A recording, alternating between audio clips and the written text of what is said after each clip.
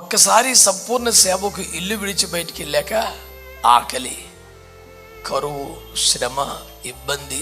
సేవకు రాకముందు చాలా ఆనందమయ జీవితం, నిందలు అవమానాలతోనే సహజీవనం చేయాల్సిన పరిస్థితి.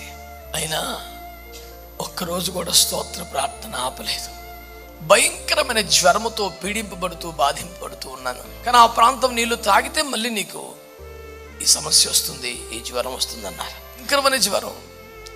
ఏడుస్తూ ఉంటే ప్రభు ఆత్మ నా హృదయంలో మాట్లాడుతూ, లేచి వెళ్ళు.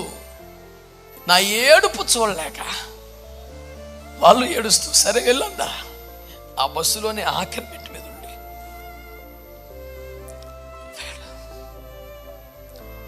ఆ సామాన్లన్నీ ఆ చెట్టు కిందకి లాక్కొని అన్ని మూటల దగ్గర పెట్టుకొని చెట్టుగా అనుకొని కూర్చున్నాను. ఈ చేతులు డ్రమ్ము కొట్టడానికి తప్ప ఇంక దేనికి పనికిరావు అనేది నిజం.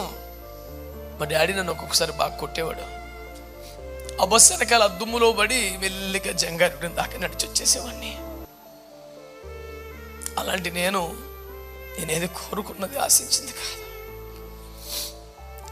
కడుపు నిండా 4 మెతుకులు నేను తింటే చూసి సంతోషించేవారు వేలు మంది బిడ్డలను దేవుడు నాకు ఇచ్చాడు.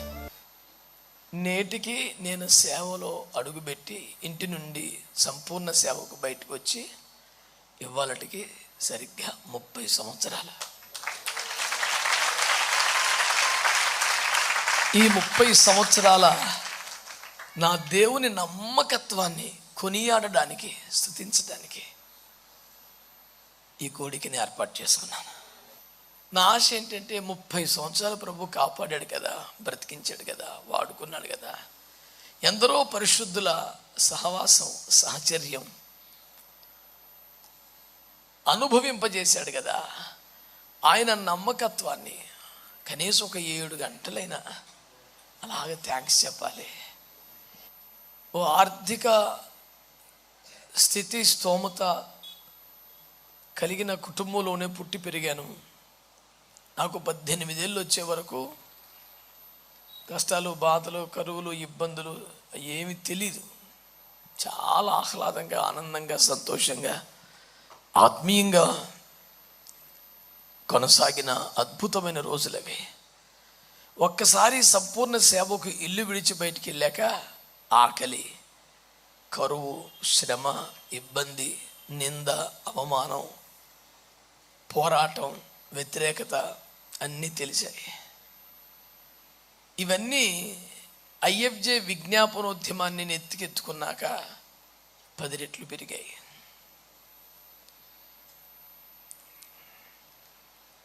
సేవకు రాకముందు చాలా ఆనందమయ జీవితం, సేవకు వచ్చాక శ్రమలు, కన్నీళ్ళు, కష్టాలమయ జీవితం. ఐఎఫ్జే మొదలెట్టాక నిందలు అవమానాలతోనే సహజీవనం చేయాల్సిన పరిస్థితి.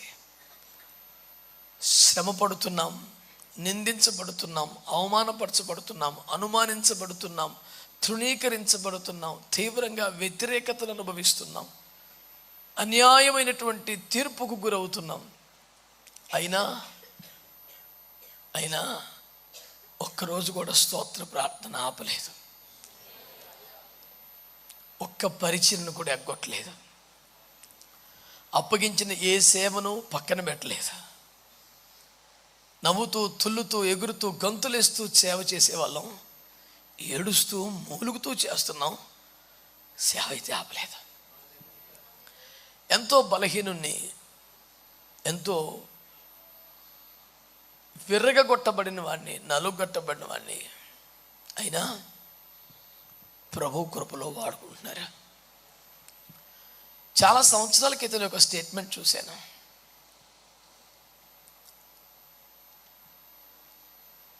నీ హృదయం 100 ముక్కలు అయిపోతే ఆ 100 ముక్కలు కూడా దేవునికి కావాలి. ఎందుకంటే నీ పూర్వస్థితిని మరలా నీకు ఇవ్వడానికి ఏ ఒక్క మొక్క తగ్గినా కుదరదు కదా.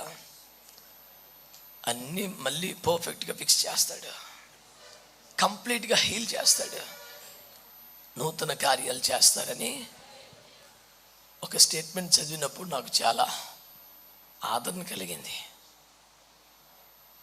నేను అప్పుడప్పుడు సన్నిహితులు వద్ద అంటుంటాను, ఇంత గంభీరమైన విస్తారమైన సేవ చేయటానికి, ఇంత అపరిమితమైన సమృద్ధిని కృప పొందటానికి నా బలం ఐఎఫ్జే దైవజనుల ప్రార్థనలే. ఇన్ని బాధలు పడడానికి కూడా ఐఎఫ్జే విజ్ఞాపనోద్యమే కారణం. అంటే ఈ దైవజనులు కారణమని కాదు, సాతాను సామ్రాజ్యాన్ని కూల్చి బలమైన దేవుని రాజ్యాన్ని నిర్మించే ఒక మహత్తరమైన శక్తిగా దేవుడు ఐఎఫ్జే విజ్ఞాపనోద్యమాన్ని లేపి రేపి నిలిపినందున శత్రువు చాలా ఎక్కువగా పనిచేస్తున్నాడు.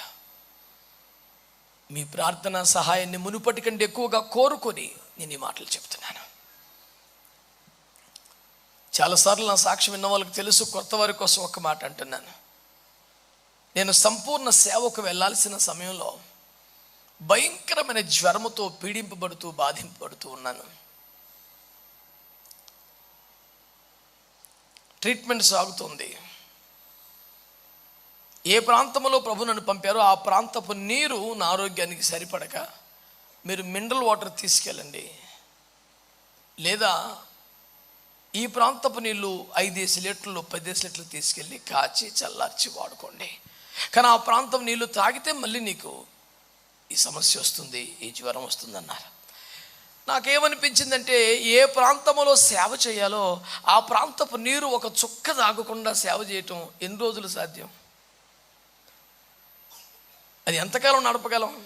లేదు ప్రభు, నువ్వు స్వస్థపరచు అంతే తప్ప నేను ఇలా మెయింటైన్ చేయటం సాధ్యం కాదని ప్రార్థన చేసుకుంటున్నాను.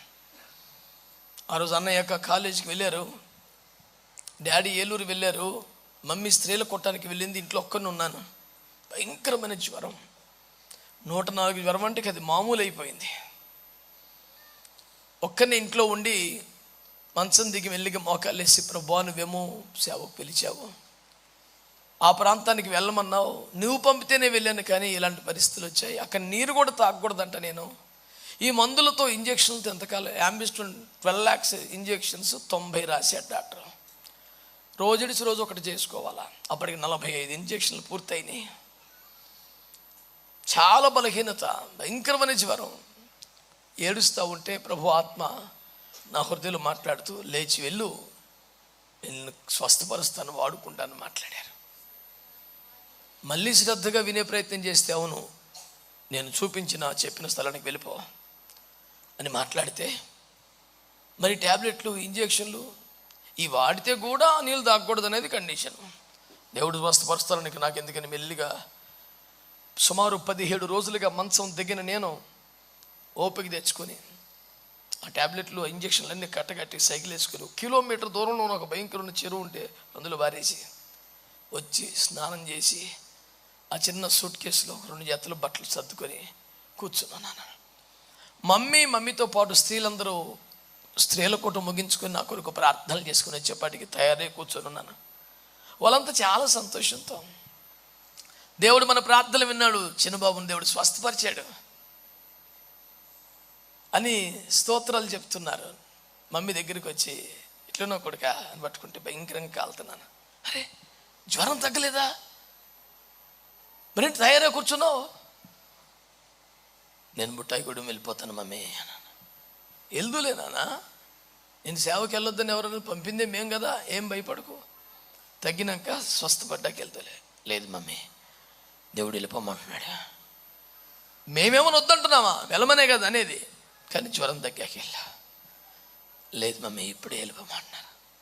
ఈలోపు నాన్నగారు వచ్చారు, సంఘస్థులందరూ ఏడుస్తున్నారు, అట్లా మొండిగా చేయొద్దు, అమ్మ నన్ను చెప్పిన మాట విను.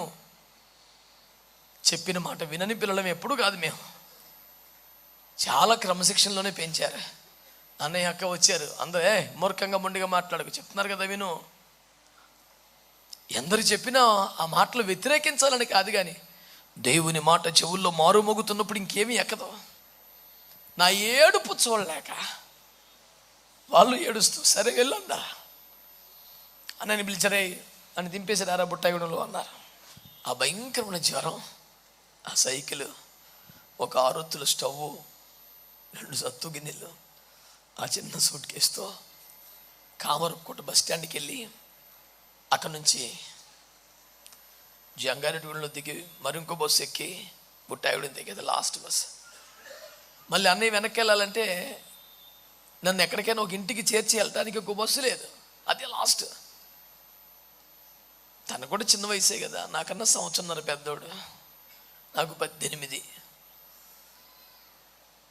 తమ్ముడంటే పిచ్చి ప్రేమ.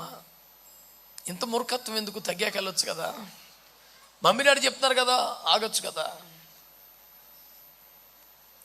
చెప్పిన మాట వినాలి అని వీడికి అర్థం అవ్వాలి అన్న తపన తప్ప ఏమీ లేని పరిస్థితి. రిటర్న్ వెళ్ళటానికి బస్సు లేదు. ఆ రోజుల్లో 94 జూలై 18 నాటికి బుట్టాయిగూడెంలో బస్ స్టాండ్ అంటే ఒక చెట్టు కింద ఆపుతారు బస్సులు అంతే. రాత్రి 10 అంటే ఆ కాలంలో ఏజెన్సీలు ఎట్లుంటుంది, ఇప్పుడే బిక్కుమంటూ ఉంటాయి ఊర్లు. నా సామాన్లన్నీ దింపి సైకిల్ దింపి బస్సు వెళ్ళిపోతుంది. ఆ బస్సులోని ఆఖరి మెట్టు మీద ఉండి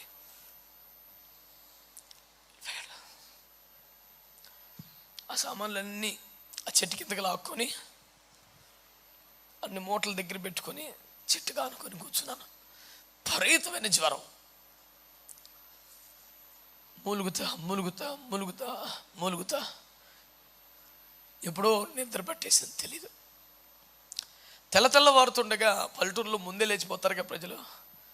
ఎవరో ఆ ప్రాంతానికి రోడ్డు మీద వెళ్తుంటే మూలుగులు వినబడి ఇక్కడ ఎవరో మూలుగుతున్నారే అని చూడ్డానికి వస్తే నేను భయంకరంగా చెట్టు కింద ఆ చెట్టుకు ఆనుకొని మూలుగుతుంటే, బాబు ఎవరు నువ్వు, ఏమైంది అని అడిగితే, నేను ఇట్లా పాస్టర్ గారిని, ప్రభు సేవకుని, కామరపుకోట పాస్టర్ గారి అబ్బాయిని.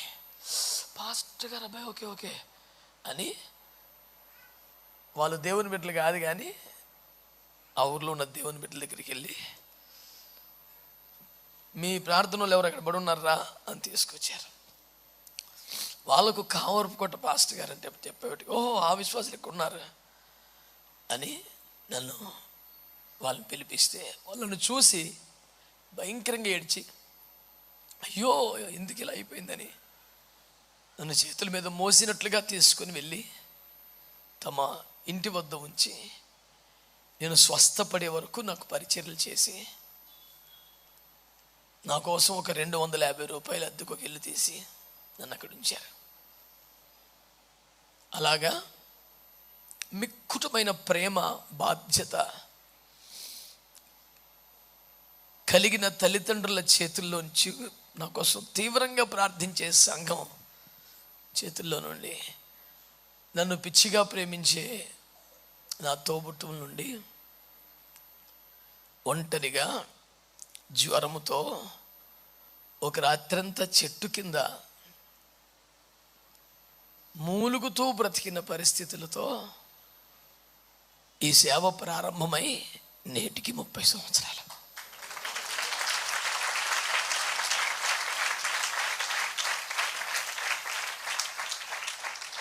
ఈ 30 సంవత్సరాలు దేవుడే కాపాడాడు.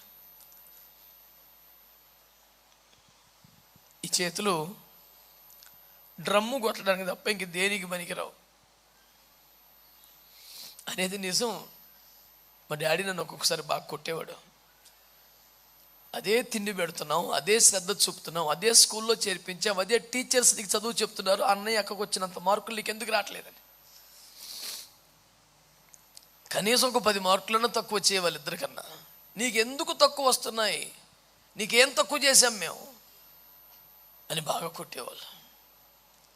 నేను బాగా ఏడుస్తుంటే జాలి వేసేది, కానీ నాకు మార్కులు రావాలని నేను యథార్థంగానే కష్టపడినా వాళ్ళిద్దరికి ఉన్నంత తెలివితేటలు నాకు లేకపోవటం, సామర్థ్యం లేకపోవటం వల్ల చదువు వాళ్ళతో సమానమైన మార్కులు వచ్చాయి కాదు.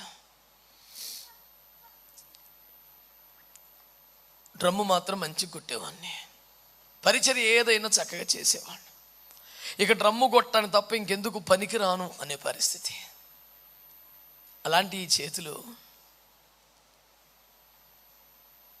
వేలకు వేలు ఆత్మలకు బాప్తిస్మాలు ఇచ్చేలాగా ప్రభు చేశారు.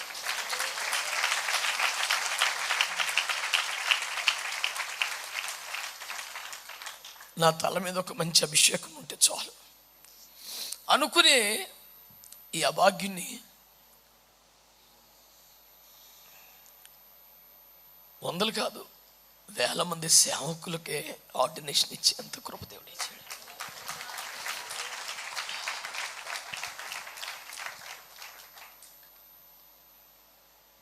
జంగారెడ్డిగూడెం నుంచి బుట్టాయిగూడానికి 10 కిలోమీటర్లు, ₹2 బస్ ఛార్జ్. ఆ ₹2 లేక బస్సు వెళ్ళిపోయేదాకే చెట్టు చాటుకో ఎక్కడో ఉండి, బస్సు వెళ్ళిపోతున్నప్పుడు పరుగు పెరుగుని వచ్చి బస్సు మిస్ అయిపోయింది అనే భావన ప్రజలకు కల్పించి ఆ బస్సు వెనకాల దుమ్ములో పడి మెల్లిగా జంగారెడ్డి దాకా నడిచి వచ్చేసేవాడిని. అలాంటి నేను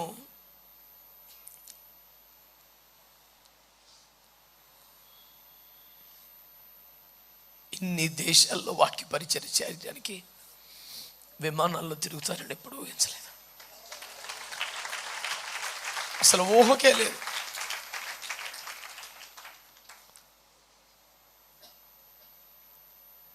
మొన్న కెనడాకి వెళ్ళినప్పుడు ప్రీమియం ఎకానమీ సీట్లు నాకు రిజర్వ్ చేశారు. ఎన్ని దేశాలు తిరిగినా 2006 నుంచి ఎన్ని వందల సార్లు విమానాలు ఎక్కినా ఎప్పుడు ఎకానమీ క్లాసే. బిజినెస్ క్లాస్ సీట్లు అలా చూసుకుంటా ఎకానమీకి వెళ్ళిపోవడమే. ఒకసారి బిజినెస్ క్లాస్ సీట్స్ అన్నీ ఖాళీ ఉన్నాయి ఫ్లైట్లో.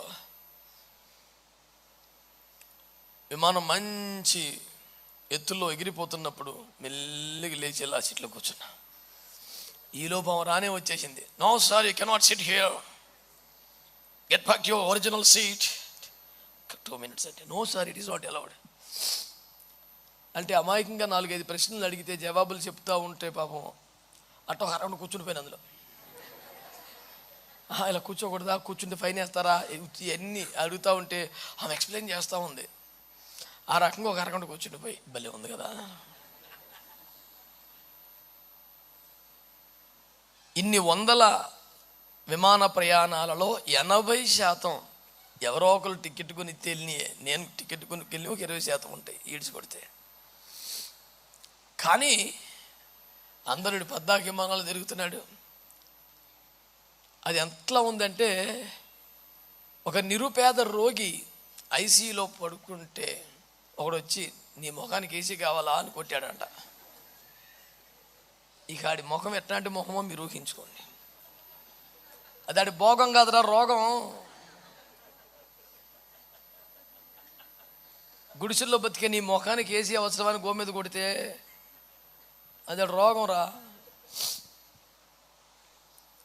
సేవలో నేను తిరిగే వాహనమైనా, ఎక్కిన విమానమైనా, నిలిచిన స్టేజ్ అయినా అన్నీ ఒక అనివార్యమైన పరిస్థితుల ద్వారా కల్పించబడ్డాయి. నేనేది కోరుకున్నది, ఆశించింది కాదు. కడుపు నిండా 4 మెతుకులు నేను తింటే చూసి సంతోషించేవారు వేలు మంది బిడ్డలను దేవుడు నాకు ఇచ్చాడు. కానీ ఎప్పుడు నేను కడుపు నిండా ఎక్కడ తినలేదు, కంటి నిండా ఎప్పుడు పడుకోలేదు.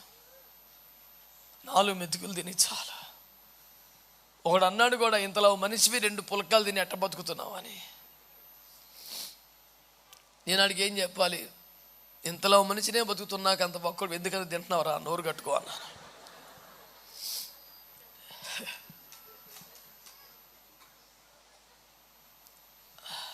ఇదే స్థలంలో ఆ చివరి జనరేటర్ ఎక్కడైతే ఉందో అక్కడ ఒక 2 గోడలు, 6 పైపులు, 6 రేకులతో ఒక చిన్న షెడ్ వేసుకొని ఒక 5 సంవత్సరాలు నేను నా భార్య ఉన్నాం. ఆ ఇంటిని చూసి మా డాడీ చాలా కన్నీరు పెట్టుకున్నాడు. అయ్యో, ఇల్లు కట్టుకుంటున్నానంటే దేవుడు నీకు మంచి కృపించాడు అనుకున్నాను, కానీ ఏంట్రా ఇది కోళ్ళగూడు కన్నా దారుణంగా ఉంది, పరువు తీసేసావు కదరా. డాడీ నా దగ్గర డబ్బులు లేవు, చేత కావట్లేదంటే ఏదోటి చేద్దును కదా, ఎందుకంత అసహ్యం కట్టుకున్నావు, పరువు పోయిందిరా, మన పని వాళ్ళకు కూడా ఇట్లాంటి షెడ్ వేయలేదు కదా అని కన్నీరు పెట్టుకున్నాడు. లేదు డాడీ, మీ సహాయం లేకుండా, ఎవరిని అడగకుండా చిన్న ఇల్లైనా కడితే మీరు సంతోషపడతారు అనుకున్నాను, కానీ మీరు కళ్ళని నీళ్ళు పెట్టుకుంటారు అనుకోలేదు. అంటే మళ్ళీ కళ్ళు తుడుచుకొని, లేదు నాన్న ఇంత గౌరవం ఏంట్రా, నిన్ను ఈ స్థితిలో మేము ఊహించుకోలేకపోతున్నాం అన్నారు. ఆ ఇంటిని నీట్గా తయారు చేసుకొని మంచిగా ఫ్లోరింగ్ చేసుకోవటానికి స్తోమత లేక ఆ రెగ్జిన్ మ్యాట్స్ షీట్లు అంటిస్తారు కదా గమ్మెట్టి, అవి తెచ్చి అంటిస్తే చాలా మంచి ఫినిషింగ్, ప్రశాంతంగా అన్ని కలిపి 5,000 రూపాయలు 4 గదులకి. అవి వేసుకుంటే మళ్ళీ డాడీ వచ్చి చూసి మమ్మీకి చెప్పారంట, వాడి ఇల్లు చాలా మంచిగా తయారు చేసుకున్నాడు. ఇప్పుడు చిన్న చిన్న వాటిల్లోనే సంతోషించే బ్రతుకులు మాయ. ఆవకాయ పచ్చడి వేసుకొని 4 మెతుకులు తింటే పంచభక్ష పరమాణాలు తిన్నంత ఆనందపడిపోయే బ్రతుకులు మాయ. ఆనాటి నుండి ఈనాటి వరకు కనీస అవసరాలు తీరితే చాలన్నట్లే బ్రతికి సేవ చేశాం. వాడికి ఎంత ఆదాయం వస్తే ఇన్ని పనులు చేయగలుగుతున్నాడు అని ఆలోచించే తలకాయలకు వాడెంత నోరు కట్టుకుంటే ఈ సేవ జరుగుతుందో తెలియలేదు.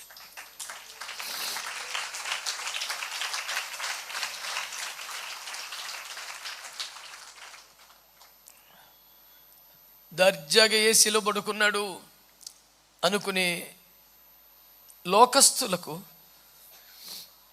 అడుగు ఏసీలో ఆదమరిచి నిద్రపోతున్నాడా, దేశం కొరకు చేతులు ఎత్తుతున్నాడనే సంగతి తెలియదు.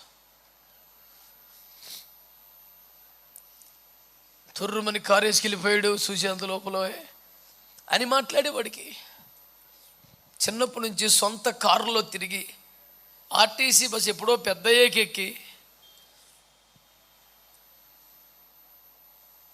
కారుల్లోనే పుట్టి పెరిగినట్టుగా బతికి సభలకు వెళ్ళటానికి బస్సు కోసం రోడ్డు మీద నిలబడితే పొరపాటు ఏదైనా ట్యాక్సీ ఆపి రాజమండ్రి అని కేకలేస్తే,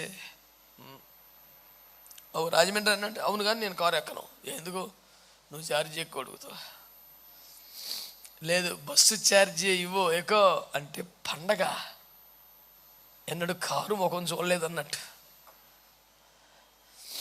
ఇంకో 10 రూపాయలు ఎక్కువ ఇచ్చి ఎదర సీట్లో కూర్చో అంటే ఇక అసలు ఆ రోజు అన్ని పండుగలు ఒక్కరోజు వచ్చేసినట్టే. ఆ చిన్ని చిన్ని సంతోషాలు. సైకిల్ వేసుకొని బుట్టకు నుంచి జంగారెడ్డి వచ్చి సైకిల్ ఎక్కడ పెట్టి అక్కడ కొవ్వూరు ఒక లారీ ఎక్కితే భయంకర ఎర్రటి దుమ్ము దులుండే రోజులు, క్యాబిన్లో కూర్చుంటే 10 రూపాయలు, పైకి ఎక్కేస్తే 5 రూపాయలు. 10 రూపాయలు ఉంటే క్యాబిన్లో ఎక్కేవాడిని, 5 రూపాయలు ఉంటే పైకి ఎక్కేసి కొవ్వూరు గోష్పాదాల రేవు దగ్గర దిగేపాటికి ఎర్రగా ధూళి పట్టి ఉండేవాడిని. అక్కడ దిగి గోదావరిలో స్నానం చేసి ఆ బట్టలన్నీ ఉతుక్కొని పిండి ఒక కవర్లో పెట్టుకొని మంచి బట్టలు వేసుకొని లాంచ్ ఎక్కితే 2 రూపాయలు రాజమండ్రి అడుగు పెడితే రాజమండ్రి 7 రూపాయలకి వెళ్ళిపోయామని బుట్టాయిగూడ నుంచి. అక్కడ ఇంతకీ చేరింది ఎందుకు, ఒక పెద్ద సభకి ప్రసంగికుణ్ణి, 10 రూపాయలు ఉండే కాదు ఛార్జీకి. అలా వాడబడ్డ తర్వాత వాళ్ళు 100, 150, 200, 300, ఆ రోజుల్లో 3 రోజులు వాడబడితే వచ్చి అతిపెద్ద కానుక 500 ఎంతో ప్రభు ఇస్తే అటునుంచి జంగారెడ్డి ఎక్స్ప్రెస్ ఎక్కి 28 రూపాయలు టికెట్. అది వెనకాల సీట్ అయినా ఆ దర్జా సంతోషం లెక్క పెట్టలేదు. దర్జాగా సెంటర్లో దిగి మళ్ళీ సైకిల్ తుడుచుకొని ఎక్కితే కాసేపట్లో బొట్టాయిగూడ. ఇక్కడ విశాఖపట్నం వచ్చిన తర్వాత డిఏవి స్కూల్ దగ్గర టెంట్ వేసుకుని ప్రార్థన పెట్టే రోజుల్లో కోర్మన్నపాలెం బస్ స్టాప్ నుంచి డిఏవి స్కూల్కి 2:30 బస్ టికెట్. 10 రూపాయలు లేక నిలబడి ఎవరో ఒకరు తెలిసిన వాళ్ళు బ్రదర్స్ వస్తారు, బండికి వెళ్ళిపోదాం, లిఫ్ట్ ఇస్తారులే, గంటలు నిలబడి ఎవరో ఎక్కించుకోక, తెలిసిన వాళ్ళు ఎవరట్టు రాక, అందరూ కొత్త వాళ్ళు మర్యాదగా డిఏవి స్కూల్ దాకా నడుచుకొచ్చినాయి. ఎన్నిసార్లు లెక్క పెట్టలేము. ఒకసారిగా నాకు ఓపిక లేదు, 10 రూపాయలు డబ్బులు లేవు, ఎక్కేసా. వెనక సీట్లు ఎక్కుతారు కదా మగవాళ్ళు, అక్కడ ఎక్కి ఒక్క మెట్టు కూడా లోపలికి ఎక్కకుండా అవి పట్టుకొని ఉన్నా అంటే దిగేద్దాం. ఈలోపు సగం లెక్క వచ్చేద్ది బస్సు, ఇక నడవలేకపోతున్నానని. కండక్టర్ వస్తున్నాడు, వస్తున్నాడు, అమ్మ వచ్చేస్తున్నాడు రా బాబోయ్, డబ్బులు లేవు. టికెట్ అంటాడు. ఇప్పుడు నా పరిస్థితి దిగా అంటాడు. మనం సిగ్గుపడకూడదు. డబ్బులు లేనప్పుడు ఆ మాత్రం భరించాలి అని ప్రిపేర్ అవుతున్నాం. లోపల దగ్గరికి వచ్చే టికెట్ అన్నాడు అంటే డబ్బులు లేవు అనకుండా కంగారు పడి డిఏవి స్కూల్ అన్నాను. డిఏవి స్కూల్ అనగా 2.5 టికెట్ సింపి చేతిలో పెట్టాడు. ఆ 2.5 రూపాయల టికెట్తో పాటు 20 రూపాయల కాగితం పెట్టాడు. నేను డబ్బులు ఇవ్వకుండా టికెట్ అడిగానని ఎటకారం చేస్తున్నాడేమోనని వెనక్కి తిరిగి సారీ ఇంకా మీకు డబ్బులు ఇవ్వలేదు నేను అని జోబులో జోబులో లేదు ఏమి లేదు అట్లా షో లేవను డబ్బులు పడిపోయి నేను చెప్తే 2 తిట్లు తిట్టినా దింపుతాడు. ఈ లోపు దగ్గరికి వచ్చేస్తాం అని 20 రూపాయల కాగితం చేసి సార్ మీకు డబ్బులు ఇవ్వలేదు సార్ అని అటు తిరిగితే ఇట్లా దండం పెట్టి నిలబడ్డాడు కండక్టర్. అది కూడా ఎటకారమే అనుకున్నాను నేను. నాకు అర్థం కాక సారీ అండి ఇంకా నేను అయ్యా మీరు గత సోమవారం అనకాపల్లి ఐపీసీ తెచ్చుకొచ్చారా అంటే వచ్చాను సార్. మా బిడ్డకు ప్రార్థన చేశారు జ్వరం తగ్గట్లేదని అంటే అవునండి. మీరు అలా వెళ్ళిపోగానే తగ్గిపోయిందండి. అయితే మీరు ఎక్కడ ఉంటారు, మీరు ఎవరో ఎలా తెలియదు నాకు, మీకు చిన్న కానుక ఇవ్వాలనుకున్నాను కానీ సడన్గా ఇప్పుడు బస్సులో కనపడ్డారు. నేను మంచి కానుక సిద్ధపరచుకోలేదు కానీ మిమ్మల్ని ఒట్టి చేతులతో పంపించకూడదు అనుకుంటున్నాను. ఈ కానుక కొంచెం బాబు మా కోసం ప్రార్థన చేయండి అని 20 రూపాయలు ఇచ్చారు. ఇప్పుడు ఆ 20 రూపాయలు పెద్ద గొప్ప అమౌంట్ కాదు కానీ టిక్కెట్కి నా దగ్గర డబ్బులు లేవు అన్న సంగతి ఆయనకి తెలియలేదు. అది 1 కోటి రూపాయలు. ఇప్పుడు కొట్టాలి మీరు అసలు. ఆమె అట్లా ప్రతి క్షణం నన్ను కాపాడుతూ నా పరువు కాపాడుతూ నా కాలు జారనని నేను అనుకున్న ప్రతిసారి ఆయన కృపతో నన్ను సంరక్షిస్తూ ప్రేమించే సంఘాన్ని సహకరించే బిడ్డల్ని లక్షల రూపాయలు సంఘం చేతికి ఎముక లేదన్నట్టుగా ఇచ్చి ఇదిగో ఇలా దీన్ని నిలబెట్టారు. పగలు రేయి తేడా లేకుండా ఇక్కడ ఉండి పని చేశారు. మా ఇంట్లోకి వస్తే ఖచ్చితంగా మంచి ఆహారం దొరుకుద్ది కానీ అది మంచి శాకాహారం అయి ఉంటుంది. 90% జీవరాశులు నడవదు ఇక్కడ. ఇలాంటి చోట అంత కష్టమైన పని చేసే వాళ్ళకి అంత బలహీనమైన ఆహారం పెట్టడం న్యాయం కాదు కానీ క్షేమం అని తలంచి అదే పెడుతుంటాం మేము. పాపం వాళ్ళు ఇంటికి వెళ్తే ఏ క్లాస్ అయిన జీవరాశుల్ని తిని వచ్చేస్తారు మళ్ళీ పని చేయడానికి. కానీ మేము ఆపి వాళ్ళు ఎంతో ప్రేమించే దోసకాయలు వాళ్ళు రోజు ప్రార్థించుకునే కాకరకాయలు అన్నీ వాళ్ళకి వండి పెట్టాము. అయినా వాళ్ళు దేవుని పని కనుక ఇది మానలేదు.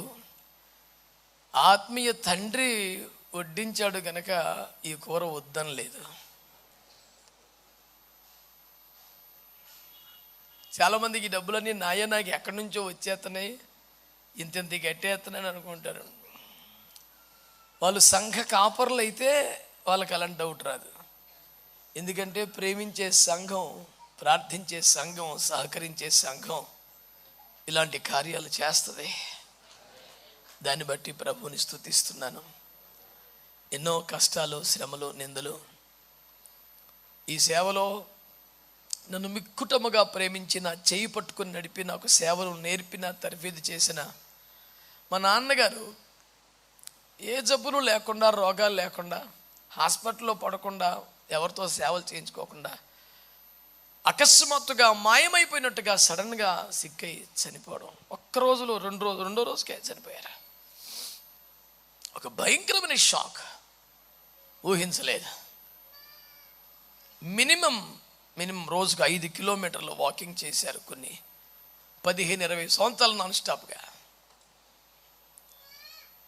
సడన్గా వారు ప్రభు దగ్గరికి వెళ్ళిపోయారు. ఆ తర్వాత కొంతకాలానికే నాన్నగారు ఉంటుండగానే ఆయనే మమ్మల్ని కనిపెంచిన సేవలో దేవుడు తనను వాడుకునే బలమైన అభిషేకపు తీరు, సామర్థ్యాన్ని, ప్రభావాన్ని బట్టి, సేవలో మమ్మల్ని ప్రోత్సహించే, బలపరిచే మనస్సును బట్టి మా బావగారి ఆత్మీయ నాయకత్వంలో మేము సేవ చేసేవాళ్ళం. ఒక దినాన సడన్గా వారే ఫోన్ చేసి, ఇక మీదట నేను మీకు ఆత్మీయ నాయకుడిగా ఉండలేను, ఐఎమ్ సారీ అని ఫోన్ పెట్టేశారు. నాన్నగారు చనిపోయారు. కొద్ది కాలానికే బావగారు విడిచిపెట్టేశారు. బాగా నేను నా భార్య ఏడ్చి పైకప్పు లేని వాళ్ళం అయిపోయాం కదూ అని ప్రార్థనలు చేస్తున్నాం. దేవుడు సురేష్ అయ్య గారి ఆత్మీయ నడిపింపులో ఉండాలని ప్రేరణ కలుగ చేశారు. వెంటనే ఫోన్ చేసి అడిగాను అయ్య గారిని, మీరు మా దగ్గరికే స్పీకర్గా వస్తున్నారు, మా బైబిల్ స్కూల్కే ప్రిన్సిపల్గా ఉన్నారు, నేను మీకేం ఆత్మీయ నాయకుడిగా ఉండాలి అన్నారు. లేదయ్యా, మేము ఉద్రేకంగా చెప్పటం లేదు, బాగా ఆలోచించి ప్రార్థన చేసుకుని సిద్ధపడి చెప్తున్నామంటే చాలాసేపు మాట్లాడిన తర్వాత సరే అలాగే పాస్టర్ గారు రండి అన్నారు. ఒక మంచి తండ్రి దొరికాడు అని 2012లో సంతోషపడ్డాం. 2017 కల్లా అయ్యగారు కూడా మహిమలోకి వెళ్ళిపోయారు. నా జీవితంలో నేను ప్రేమించిన, నేను గౌరవించిన, నేను ఆశించిన అభిషక్తులు ఒక్కొక్కరు నన్ను ఒంటరి చేసి వెళ్ళిపోయారు. అయినా 2017 నుంచి నాకు కలిగిన శ్రమలు, దుఃఖాలు, గాయాలు, బాధలు అంతకంతకు అధికమైపోతుంటే కూడా సురేష్ అయ్య గారు లేని లోటే తెలియనంతగా నిత్యం మా మమ్మీ, మా పాస్టమ్మ గంటలు గంటలు కొలది చేతులెత్తి కన్నీరు కార్చే ప్రార్థనా సహాయానికి తోడు నాకు దుఃఖము, శ్రమ, కష్టము కలిగిన ప్రతిసారి తన ఆరోగ్యము, తన సేవా ఒత్తిళ్ళు పట్టించుకోకుండా నా కొరకు మోకరించి చేతులెత్తి మా చుట్టూ ఒక ప్రాకారములాగా నిలబడిన తల్లిగారు రామగుండంలో గ్లోరియస్ మినిస్ట్రీస్కి నేతృత్వం వహిస్తూ జరిగిస్తున్న మేరక్క గారు, వారికి నిండు మనసు